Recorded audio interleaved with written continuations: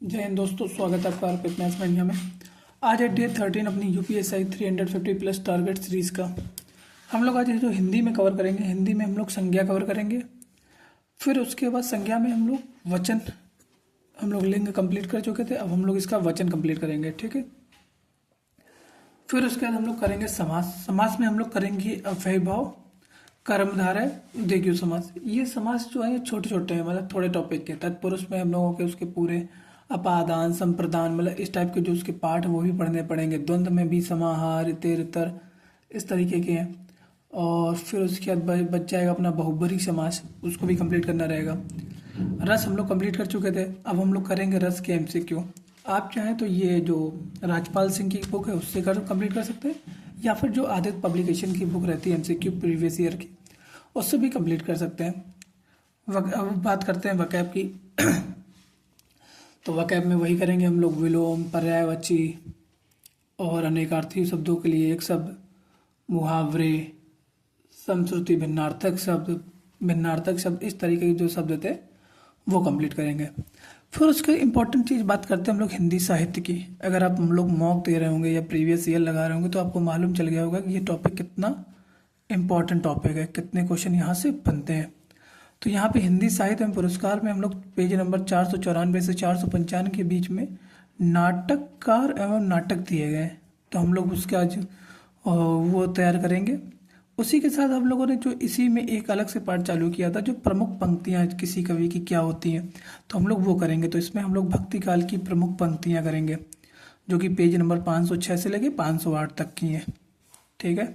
इसमें हम लोग पंक्तियाँ पढ़ेंगे, उनको नोट डाउन या उनको बार बार पढ़ेंगे, रिवाइजन करेंगे, रिवीजन मस्ट रहेगा।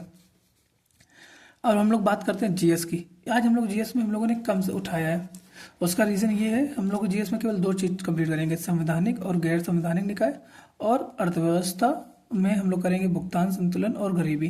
कल ये दोनों टॉपिक हम लोगों के कंप्लीट हो जाएंगे। अब राज्य व्यवस्था में केवल दो टॉपिक पढ़ने बचे हैं और अर्थव्यवस्था में मात्र एक टॉपिक बचा है।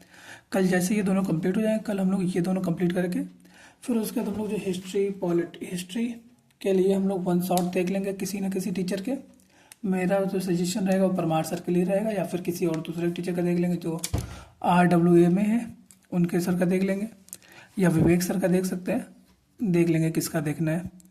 और फिर उसके बाद हम लोग बात करेंगे, हम लोग आज जो हम लोग इस समय एक्ट नहीं कर रहे हैं, उसका एक मेन रीज़न ये है कि हम लोग मॉक देंगे। Mock UPSI new syllabus based test number 2 रहेगा, टेक्स्ट बुक से दे देंगे हम लोग। तो इसका जो इसमें जो हम लोग करेंगे, इसमें हम लोग ये करेंगे कि जैसे हम लोग टेस्ट कंप्लीट करेंगे, ठीक, टेस्ट कंप्लीट करने के बाद जितना भी जीएस सेक्शन में जो क्वेश्चन दिए गए हैं उनका एनालिसिस, हिंदी सेक्शन में जो क्वेश्चन दिए गए उनका एनालिसिस, और मैथ रीजनिंग का भी इसी तरीके से सेम पैटर्न पे एनालिसिस करके जो क्वेश्चन नहीं आ रहे होंगे या उसका टॉपिक देख लेंगे कि अच्छा ये चीज़ आती थी पर इसमें जो इसका एक्सप्लेनेशन दिया हम इसमें हमें ये चीज़ नहीं मालूम थी, तो उसको एक अपनी अलग जो मॉक की नोटबुक कॉपी है उसमें नोट डाउन कर लेंगे। और रीजनिंग मैथ में वही सेम रहेगा, आप एक एक सेक्शनल दे सकते हैं, और मैथ में जिनकी मैथ कमज़ोर है वो डेली 5-5 क्वेश्चन जो कर रहे हैं वो करते रहेंगे, ठीक है।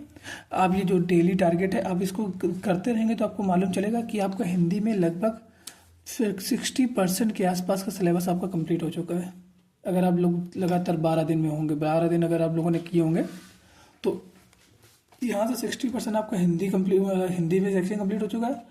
और जीएस में लगभग अगर पॉलिटी करें तो पॉलिटी पूरी कल तक कंप्लीट हो जाएगी, ठीक है दोस्तों। मिलते हैं कल के नेक्स्ट टारगेट में, और ये टारगेट आप कंप्लीट कर लीजिए।